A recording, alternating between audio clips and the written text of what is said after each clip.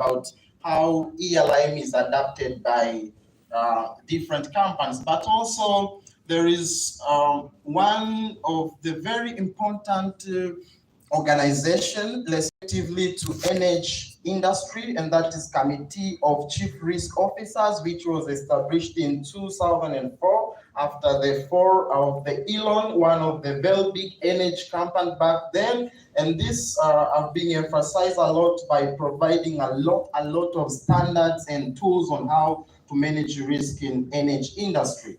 In Africa, yes, there are several corporate guidelines which emphasize on managing risk, and we move specifically in Tanzania. So we don't have a specific requirement to manage risk in a wider approach, but there are several requirements which they are provided by different regulations and by different statutes about managing risk of different kinds. So you can see there is a ULA Act, there is Mining Act, both they manage various perspectives regarding to the risk of the energy companies. Yeah.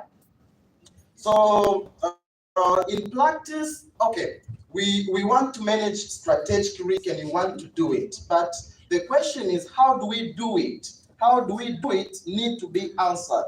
And since there was different way of doing the same thing in a practice of risk management, this particular thing was resolved by establishing the common way, the harmonized way, the standard way of doing it right. And how do we do it right? Different standards were established so that to enable the organization to manage risk in a proper way. And there are several standards. Some of them they're international, some of them they are domestic. But the widely accepted standards, there are two. It's COSO, ERM, and ISO 31000.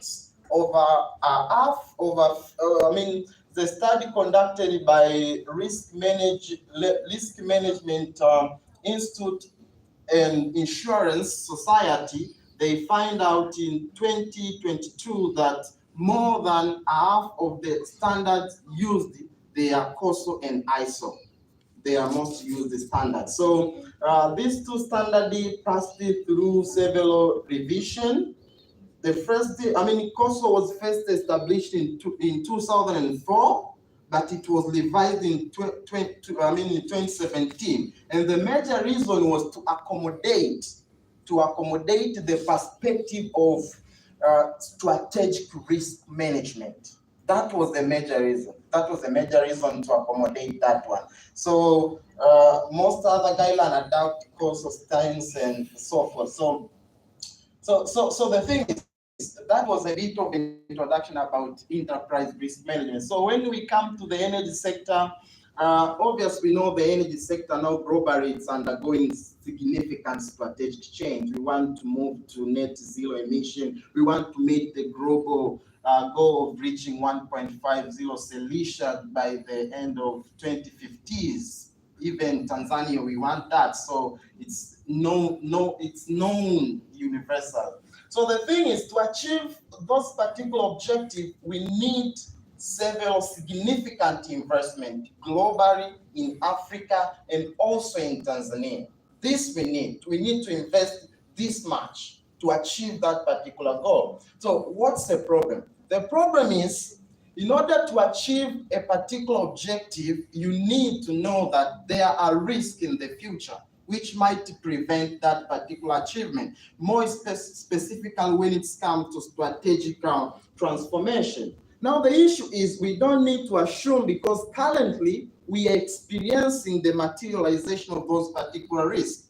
The International Energy Agency, the African Energy Outlook, BP Energy, both, they are agreeing that currently we are undergoing the energy crisis. They compare it to the energy crisis of 1973, 1974, although this one, it's more than that one, because that one was only about oil industry. But now the energy crisis, it's across all subsector of the energy industry. So it's a bit worse compared to that.